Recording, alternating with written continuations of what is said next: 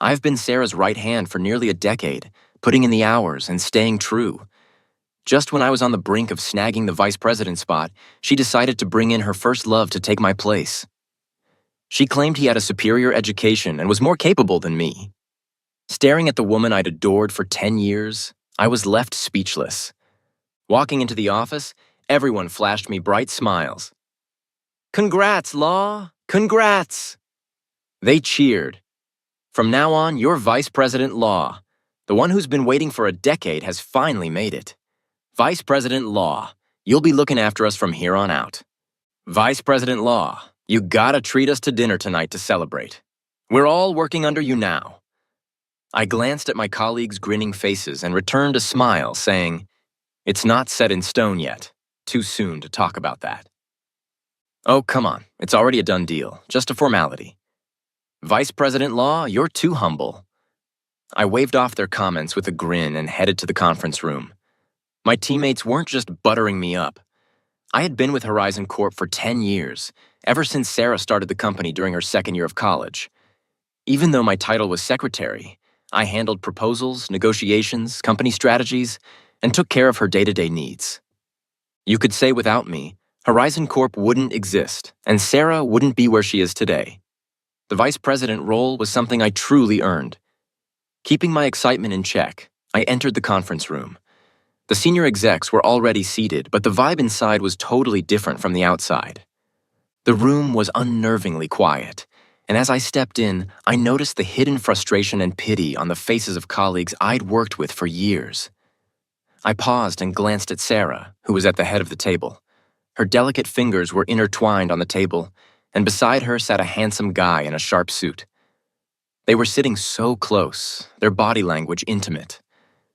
In that moment, my heart felt like it was dipped in ice water, but I still held on to a flicker of hope and asked quietly, "Sarah, who's this?" Sarah dodged my gaze and replied lightly, "This is Jake, our company's new vice president. Soon you'll take him to HR to wrap up the paperwork. As for his office space, let's put him next to mine."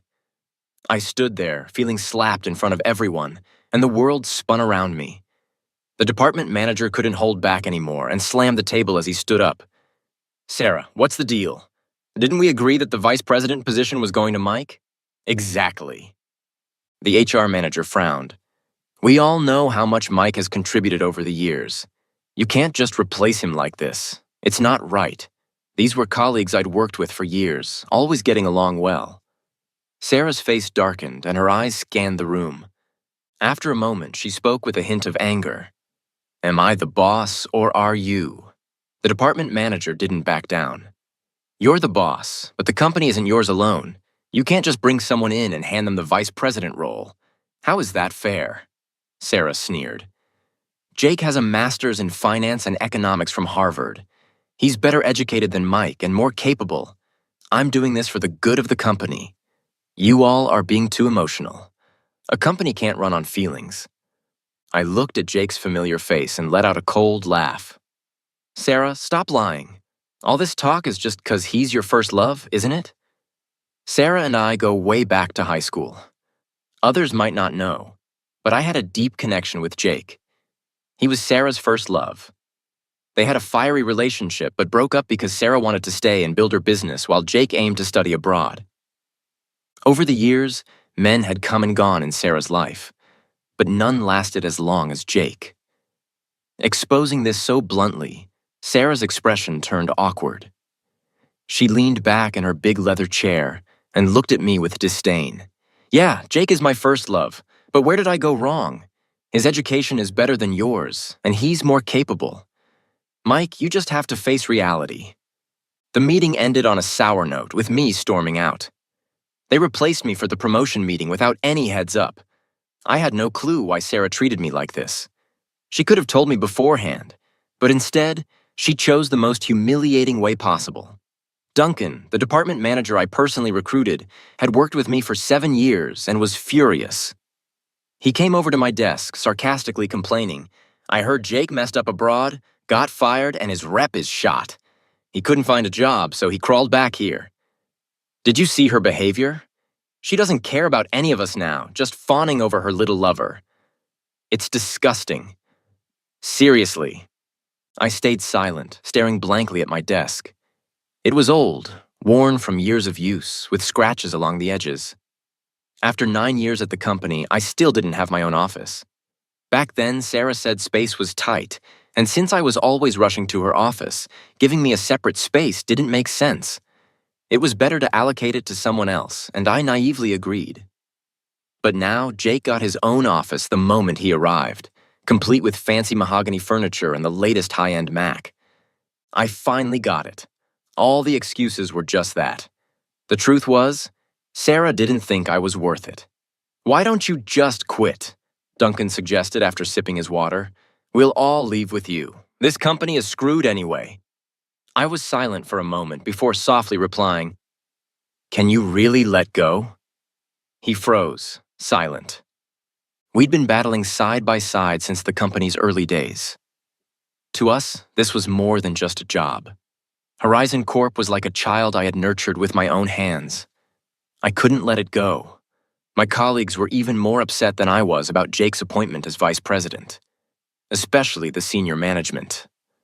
We'd worked together for so long, and without any major conflicts of interest, our bonds had grown strong over the years. They couldn't directly oppose Sarah, but behind the scenes, they showed their dissatisfaction. Jake's work wasn't going smoothly at all.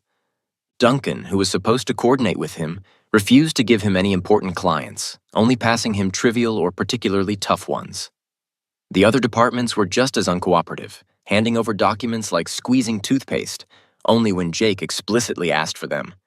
Sarah angrily confronted them, only to hear, "I didn't know what he needed, but I gave him everything he asked for, didn't I?" With no better options. Sarah turned her attention to me, called me into her office, and said tactfully, "You've worked hard over the years. Even though you're called a secretary, you've had to do everything." I looked at her, expressionless. "Just say what you want." Sarah was clearly irritated by my bluntness, but kept her cool. "Now that Jake's here, you won't have to be so busy anymore. You can hand over all your clients to him and focus on being a secretary." She said it lightly, as if it was nothing important. I couldn't believe it. "What did you just say? The clients I handled were long-term ones I worked hard for years to secure." She knew exactly the sacrifices I made to win them over. Back when the company was just starting, we had no resources and had to snatch clients from bigger companies. It was incredibly tough. I still remember when we had just graduated, and a middle-aged, pot-bellied client took us to a karaoke bar, pointing at a row of drinks and flashing a yellow-toothed grin at Sarah. "If you drink a glass, I'll sign $1 million contract." "Don't say I'm not generous. This drink's worth it." Right. Sarah, proud as ever, couldn't stand the insult and angrily dragged me away. But I knew that if we didn't land this deal, our company's cash flow would collapse. All our hard work would go to waste. I gave her a reassuring smile, sat down, and faced the client. "Bro, she can't hold her liquor, but I'll drink with you." I still remember the burning taste of that whiskey, its caramel color igniting a fiery heat inside me as it went down to my stomach. I couldn't handle alcohol, but I downed 8 glasses that night. I ended up in the bathroom, vomiting so violently it felt like my insides were tearing apart, my face streaked with tears. But I still clung to that client, making him sign the contract on the spot. Impressed by my persistence, he gave me a thumbs up. "Bro, you're tough. I've never seen anything like it." Right then and there, he signed a $10 million deal with Horizon Corp. After he signed the last word, I passed out and ended up in the hospital that night. They pumped my stomach, and I spent the whole night on the brink of death. When I opened my eyes at dawn, Sarah was sitting by my bedside, her eyes red from crying. I gave her a weak smile. "Why are you crying?" "Our baby is safe now. Back then, she used to call Horizon Corp our baby. I used to feel embarrassed, but secretly, I was happy every time she used that term. It made me feel like we shared something special." I loved Sarah, and I knew she knew that too. Back then, she wasn't as composed as she is now. She choked on her words. "Why did you do that? So what if we didn't get it? You almost—" She couldn't finish. Her head dropped, her body trembling, and she whimpered, "Don't scare me like that ever again." To me, it had been worth it because of that incident. I developed chronic stomach problems that persist to this day. After that, similar situations happened several more times. Sarah was too young and proud back then, and I always had to step in front of her. I loved her, and I was willing to do whatever it took to protect her and our company. I was so foolish back then, thinking it was a blessing to suffer for her. But the same Sarah, who once swore she wouldn't let me down, was now pushing me out of the company's inner circle. My voice trembled. Sarah, you know how much I've sacrificed for this company. Why are you doing this to me? Sarah frowned, irritated. I know you've sacrificed a lot for the company, but who hasn't? Is there any point in constantly bringing it up? Jake's new here and he's still learning the ropes. Just hand over your clients to him. You're a secretary after all. What do you need clients for? No way, I said coldly. Sarah looked taken aback, as if she hadn't expected me to refuse. If I were you, I wouldn't make things so difficult for yourself. Jake entered the room. He walked over to Sarah's side, sneering at me. Don't think just because you've been here longer that you can forget your place. This company belongs to Sarah. Without her, you're nothing. He narrowed his eyes and added sarcastically, if you're smart enough to cooperate, you can keep your job. Otherwise, I'll fire you, and you'll have to pack your bags and leave. I didn't respond. I just looked at Sarah and asked softly, is this how you feel too? Sarah's face remained unchanged as she said, Jake is the vice president of the company. He has the authority to decide personnel matters. After a long pause, I nodded and said calmly, got it. I tore off my employee badge and tossed it onto Sarah's desk. You don't have to fire me. To hell with it. I quit. As soon as I stepped outside, I saw a few people gossiping near the door. Duncan was furious. How could she be so shameless? I'm done too. I'm leaving with you. The others looked devastated. Law, you built Horizon Corp from the ground up. What will we do if you leave? We can't really work under that guy who came in through the back door, can we? I forced a smile and patted Duncan on the shoulder. Let it go. You still have loans to pay off? I'll go ahead for now. But once I'm doing well, I'll bring you over. On the day I left Horizon Corp, it snowed. I held my things and looked back. The building was covered in falling snow, glowing brightly amidst the gloom. I don't know if it was the snowflakes getting in my eyes, but suddenly my vision blurred. This was the place I had worked for 9 years. I had watched it grow from our dorm room, then to a small rental near the school, then a 2-floor storefront, and finally, a high-rise office in the city center. I still remember the day we first moved in, sitting on the empty floor, crying and laughing as we celebrated the bright future ahead. I was willing to sacrifice everything to protect it. But now, in just a few short years, I had to say goodbye. After I left, I heard that Jake tried to assert his authority by holding a meeting, warning everyone that if they didn't cooperate with him, they'd end up like me, packing up and leaving. Duncan mocked him on the spot. What kind of end? Being hired with a high salary as vice president by a bigger company? Jake's face turned green, and the meeting fell apart. He was an idiot. Someone like a versatile talent was always in high demand. Even back when Horizon Corp was still small, many big companies tried to poach me, offering salaries starting at $1 million a year.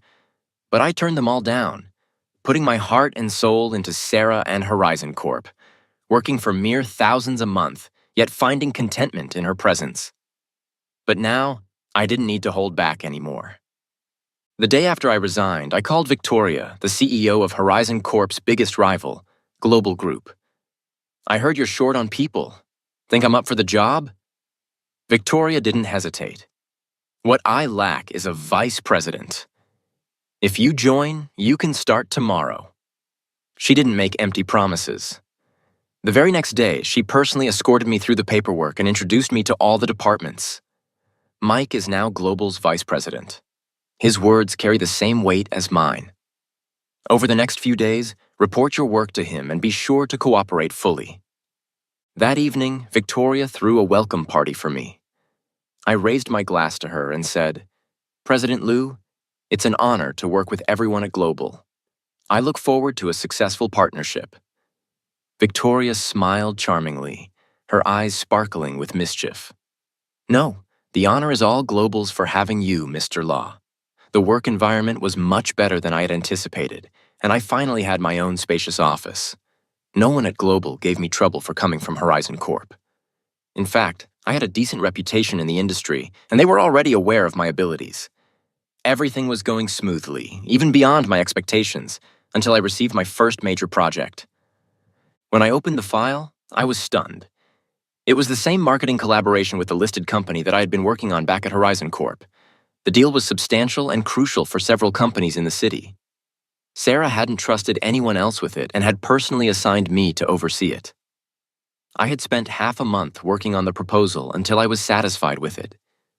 Given how much Sarah valued Mike, this project must have been handed over to him by now. A fire ignited in my heart. This was my first major project after leaving Horizon Corp, and my chance to prove myself. This time, I was going to show them exactly what Horizon Corp had become without me. On the day of the negotiation, Victoria took me along. Before we even entered, we ran into Sarah, who had arrived at the same time, with Mike following closely behind. When he saw me, he frowned slightly. Sarah's expression was complicated. She looked at me, her lips moving as if she wanted to say something. I walked past her without sparing her a glance. Once the meeting began, we sat across from each other as I looked at Sarah. A flood of mixed emotions filled my heart. This was the first time I wasn't sitting by her side, and I never expected to be sitting across from her. Fate sure has a twisted sense of humor.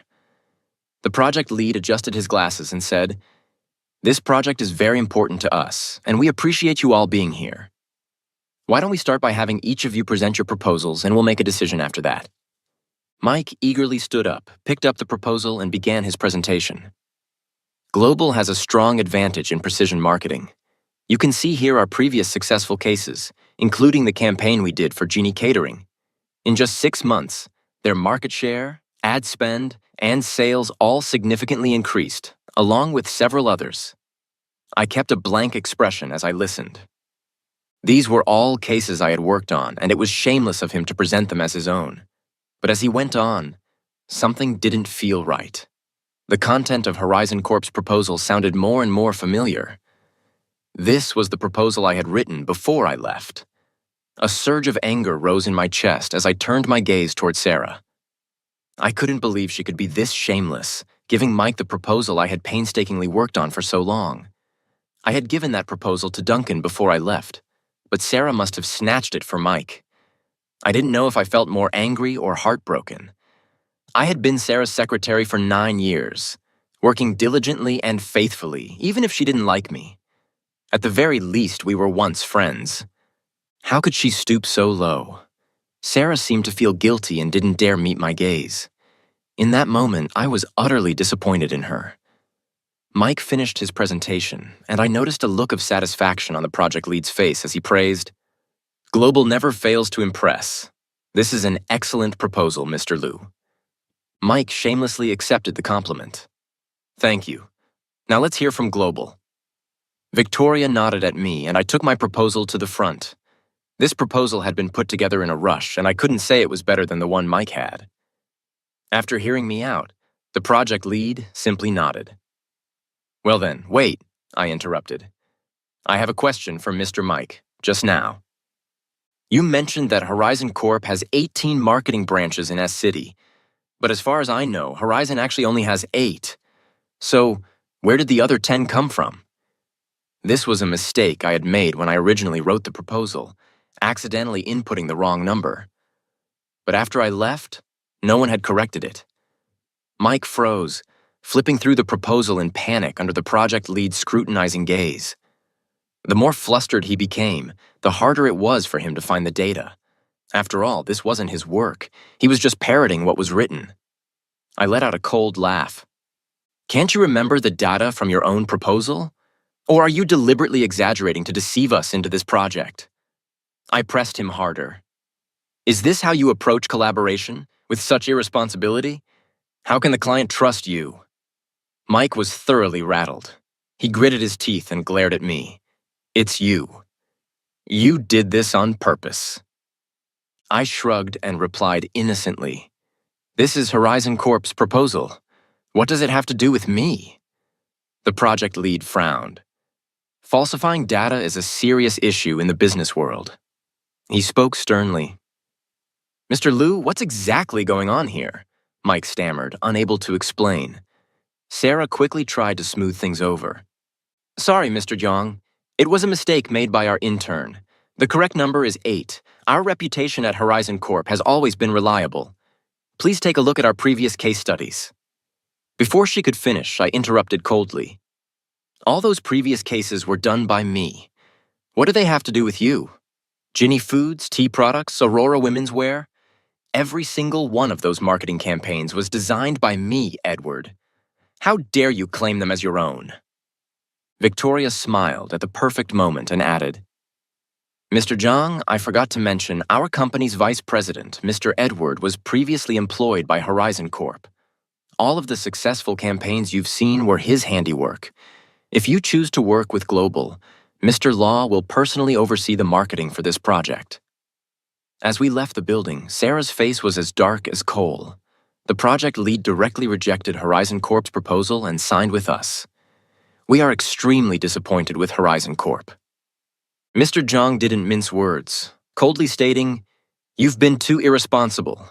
You don't even know how many branches you have. We won't be considering any future collaborations with Horizon Corp. This project would determine which company could dominate the S-City market, and it was crucial for both companies. Sarah had put a lot of effort into this project, and the failure would hit her hard. When we left, she looked at me, her tone filled with reproach. Mike, you didn't hold back at all. I raised an eyebrow. Business is war. Surely President Jean isn't still thinking about showing mercy. She clenched her fists and frowned at me. So, a vice president position was enough for you to sell out our relationship. You're really pragmatic. I stared at Sarah, realizing that she was genuinely upset and thought I had done something wrong. I found it incredibly absurd. I was so angry that I actually laughed. A smirk spread across my face. Sarah, it's fine to be useless, but being both useless and shameless is a problem. When I was around, you relied on me. You leaned on me while trying to suppress me. And then you bring in some... I glanced disdainfully at Jake. Incompetent fool to take my place as vice president. And now you want to call me pragmatic. You disgust me. I wiped the smile off my face and enunciated each word slowly. Sarah's face turned pale. She opened her mouth but couldn't say anything. She looked at me in disbelief, as if she couldn't comprehend how the man who had always stood by her side could suddenly turn against her. I didn't look back at her again and walked away. From the day she let Jake push me out of Horizon Corp, my last shred of feeling for her had been completely wiped away. These past 10 years had been nothing but a dream.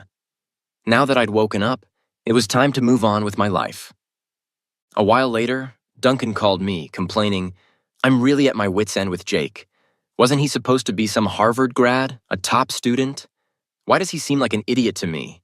He put together a proposal full of holes, and the numbers don't even add up. He didn't let us review it like he was scared we'd steal it.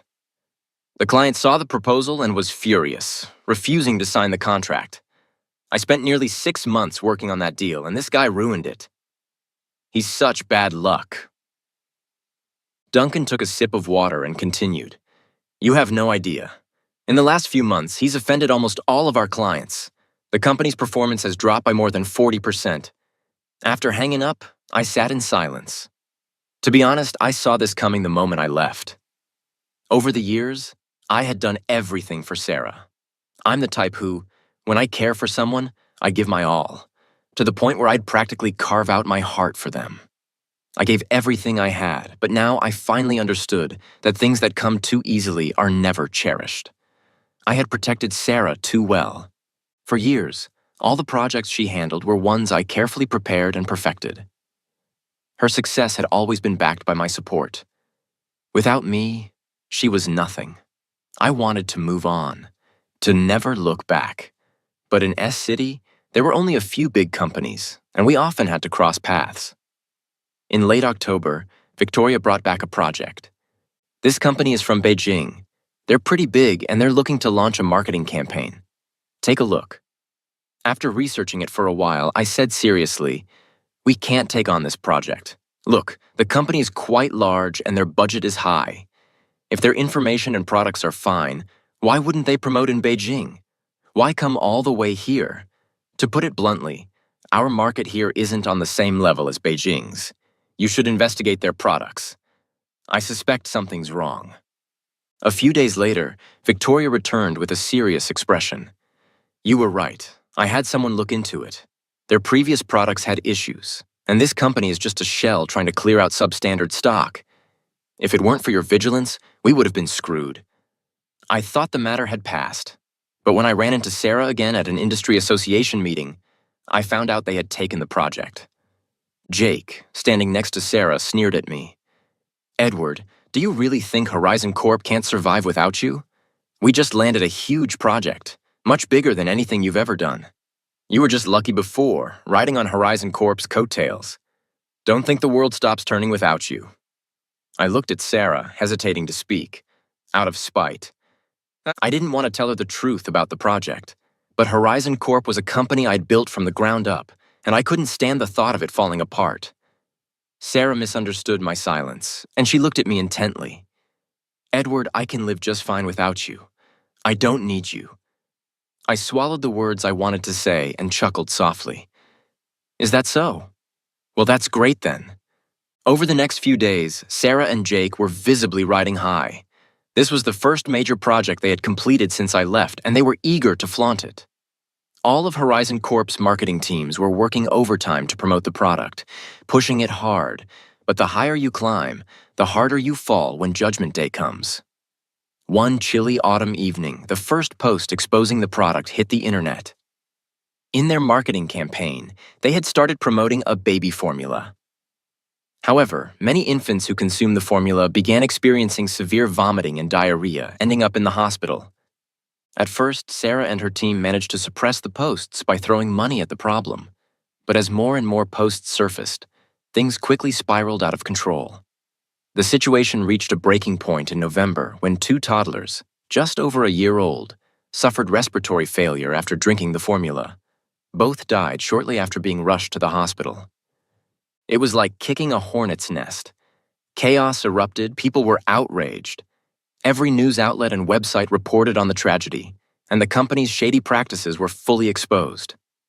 Horizon Corp, which had promoted the product, got caught in the crossfire and was thoroughly scrutinized. Promoting such a heartless product? Doesn't the boss worry about earning money but not living long enough to spend it? How could a product like this get promoted? There must be some shady dealings. This needs a thorough investigation. This kind of corrupt company needs to be shut down. In no time, Horizon Corp became the target of public outrage. Most of the clients Jake had alienated during his tenure had already left, with some of them following me to Global. The few that remained quickly terminated their contracts after this scandal, unwilling to risk further association. Sarah was in a complete panic, begging anyone she could for help, but to no avail. Just when I thought Horizon Corp was about to learn a harsh lesson, Duncan suddenly came to me.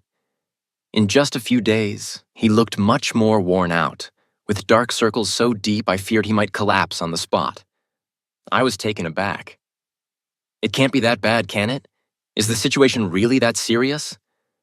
Duncan rubbed his face but said nothing. After a long silence, he buried his head in his hands, his voice filled with mixed emotions. Edward, Horizon Corp is finished. I frowned. Once the storm passes, it should be fine. The main blame falls on the production company. Duncan let out a bitter laugh. It's not just this. You don't know. Horizon Corp's been a mess these past few days. After the incident, that idiot Jake, in his desperation, went to an old acquaintance for advice. The guy asked him to bring out the company's files so they could better diagnose the problem. Isn't that leaking trade secrets? I was shocked. Exactly. Duncan sighed, rubbing his forehead in exhaustion. Jake was too dumb to realize. He actually handed over the files. Turns out, the guy wasn't trying to help. He was trying to take us down. Now all of Horizon Corp's proposals have been leaked, including the ones we were working on for clients. We're being sued, and there's not nearly enough money in the accounts to cover the damages. This time, Horizon Corp might really be done for. We spent years building it up, and it's about to collapse so quickly. I said nothing. Honestly, I didn't know what to say. I had poured nearly 10 years of my life into Horizon Corp. Seeing it fall apart like this left me feeling conflicted. Why did Sarah have to bring back such an incompetent person to be vice president?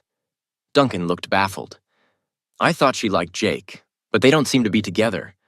Last time, Jake asked her out for dinner, and she didn't even go. I don't know. I shook my head. I would never understand what Sarah was thinking. And now there's no need to. As we were eating, Duncan suddenly got a video call. When he answered, chaos erupted on the other end, with people shouting so loudly we could barely hear them. What's going on? Duncan was confused. What's all this noise? Manager Law. The new intern sounded like they were about to cry. The police came to take Vice President Jake. They said he leaked trade secrets and is being sued. The whole company's in chaos. Please come back. I looked at the screen, seeing Horizon Corp's office packed with angry clients, some of whom I recognized. They were all shouting at Jake, spitting venomous words. We entrusted you with our product details for marketing under a confidentiality agreement. And now this. What's the meaning of this? Yeah, us too. You promised that there would be no leaks. Where's Secretary Law? Nothing like this ever happened when Law was here. The moment you showed up, our product details were leaked everywhere. What's wrong with you people at Horizon Corp? Jake's face was ashen, panicking. He stammered. I didn't know. I didn't know he was a scammer. How can you blame me? You should be going after him. He kept repeating those same two sentences like a broken record, but the clients were quickly losing patience. Don't give us that crap. We gave the information to you, not him. Why would we go after him? You can explain it to the police. Let's see how well that excuse holds up. With that, the clients started dragging him away. Jake. Terrified, he reached out to Sarah. Sarah, save me. I did all of this for you, for the company. Buff, the HR manager sneered. Shameless. You've nearly run this company into the ground, and now you want us to save you. Our small temple can't handle a god like you. Get lost already.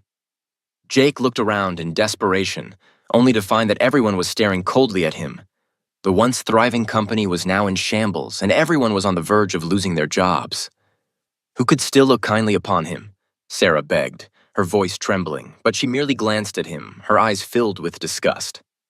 Jake froze for a moment before being dragged away, and that I didn't have to go out of my way to find out what happened next. The news spread quickly throughout the companies in the city. Every business took Horizon Corp's downfall as a lesson, launching internal reviews and confidentiality training to prevent a similar disaster. In the end, Horizon Corp couldn't be saved. The compensation was too much, and the company's finances couldn't hold up.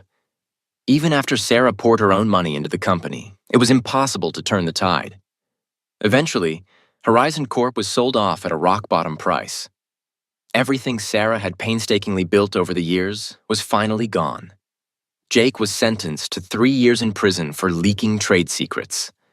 Before going in, I heard he was still shouting that it wasn't his fault, but no one paid attention to him. Not even Sarah visited him again. I took a day off from work, unsure of what I was doing, and just wandered down the streets aimlessly. Before I realized it, I found myself standing in front of Horizon Corp's now dark and empty building. The sign had been removed, leaving the facade bare. The lights were still on inside, but it felt hollow without the Horizon Corp logo. I didn't even know how, but I had ended up here again. It was a cold, gray winter evening. The wind howled, biting into my skin, and the sky loomed dark and heavy above. It was the same kind of weather as the day I left Horizon Corp, but now there were no bright lights to greet me. I stood at the edge of the street, hands in my pockets, staring at the building until my eyes began to ache. From the age of 20 to 29, I had poured my entire youth into this company. I watched it grow from a joke shared among a few college students into a billion-dollar enterprise. It had once been my dream. something I believed in, something I was willing to dedicate my entire life to. I never thought I would witness its collapse so soon. I blew warm air onto my freezing hands and ducked into a small wonton shop nearby. The shop was tiny and tucked away in a quiet corner of the street. Few knew about it, and most of the customers were regulars. The owner recognized me and wiped down a table, greeting me with a warm smile. "Long time no see. You've been busy with work lately?" I opened my mouth to reply, but only managed, "Yeah, really busy. Still want the mild spice?" I nodded and sat down at one of the greasy, worn tables. No matter how much they tried to clean, they could never seem to get the table spotless. But the food here was always fantastic. In the early years, when Sarah and I were just starting out and money was tight, we used to come here. We'd order a few skewers and share a couple of beers. She couldn't hold her liquor, and after one bottle, her face would turn red and she'd start talking nonsense. "When we ring the bell on NASDAQ, we'll do it together." I laughed at her back then. "Ringing the bell? You're more like the bell yourself. We don't even have any clients yet." She would just laugh, her eyes shimmering in the dim light from the cheap incandescent bulb. "Once we ring the bell, The shop was too noisy, and her voice was too soft. I couldn't catch the rest. "We'll do what?" But she didn't finish. She just smiled. It hadn't even been that many years. Now I sat alone in the same spot, drinking beer. My heart heavy with a mix of bitterness and sorrow. How had things ended up like this? The door curtain rustled as someone came in, bringing with them a gust of cold wind. The person sat across from me. The shop owner chuckled. "You two used to always come together? Then you started coming in alone. I thought you'd broken up, but here you are again?" "That's nice." Sarah didn't correct him. "Boss, bring us a case of beer." Right away. She sat down as if nothing had happened, picking up the beer I had placed on the table and taking a sip. The icy liquid, full of carbonation, made her frown tightly. I couldn't resist a jab. "What's wrong? President Jean had too much fine liquor to handle plain beer now." Sarah didn't answer. After a long silence, she lowered her head and spoke softly. "Edward, do you think I'm useless? That I'm a complete failure?" I let out a cold laugh. "Is that even a question?" She forced a bitter smile. "Horizon Corp is gone. I couldn't save it. I sold it. I know. I always thought that even without you, I could make it." Her voice was quiet, filled with a sadness I had never heard before. "I thought I didn't need your protection anymore." I took a sip of my beer, trying to swallow down the bitterness in my heart. I had ordered quite a few skewers, but Sarah didn't touch any of them. She just kept drinking. She was always a lightweight, and she was drinking fast. Soon, her eyes were clouded with drunkenness. For a moment, in her tired face, with her perfect makeup slightly smudged, I saw a glimpse of the young Sarah who used to wear a simple white t-shirt, always talking about taking the company public. That Sarah had long disappeared. Now this Sarah was far from ringing any bells. She was more likely to bury me at this point. I could only see the faint shadow of the person she used to be, brought out by the alcohol. "Edward, do you know why I brought Jake back to be vice president?" I thought for a moment. "You felt threatened by me, didn't you?"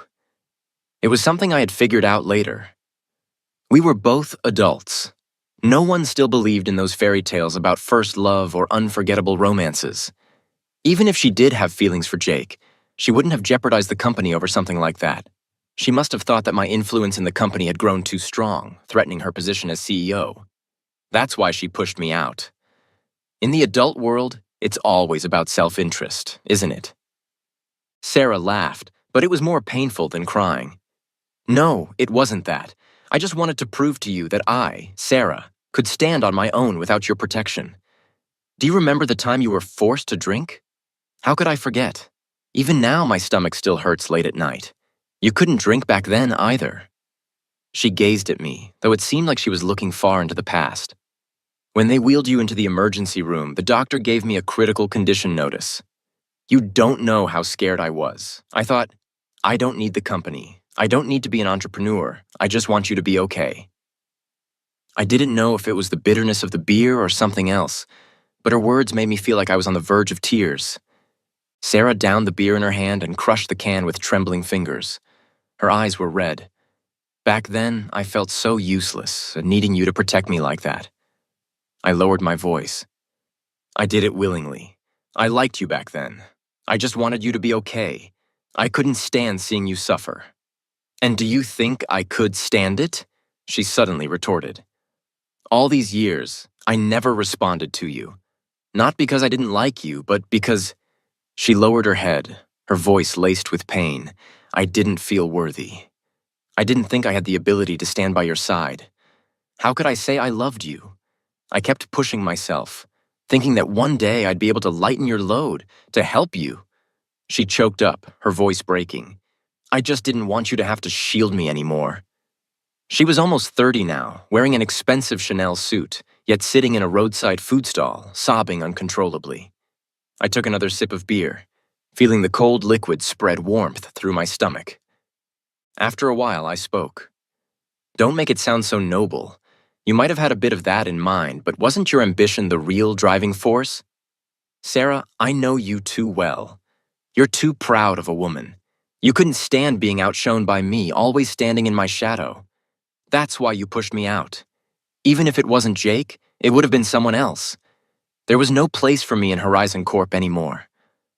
Sarah fell silent, not saying another word. I finished my last bottle of beer and stood up. Boss, the owner smiled. She's paying. Got it. I picked up my coat and lifted the curtain at the door. Outside, it had started snowing. Large flakes danced in the wind, glowing softly under the streetlight's warm yellow light. Behind me, Sarah called out to me, her voice trembling. Edward, if I said I knew I was wrong, would you come back? I didn't answer. I let the curtain fall behind me and walked into the snowstorm. In late January, just as I was preparing to resign, Duncan called me. His voice was tired and carried an inexplicable weight. Sarah was in a car accident. Is it serious? I gripped the cup in my hand tightly. Duncan was silent for a long time before he quietly said, She's lost a leg. They had to amputate. Her fingers were severed too, although they'd reattached them. The doctor said she'll likely only be able to perform light activities in the future. She won't be able to carry anything heavy.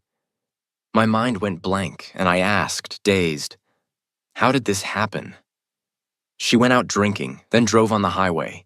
She was drunk and crashed, Duncan said somberly. Horizon Corp is gone. She's probably the one taking it the hardest.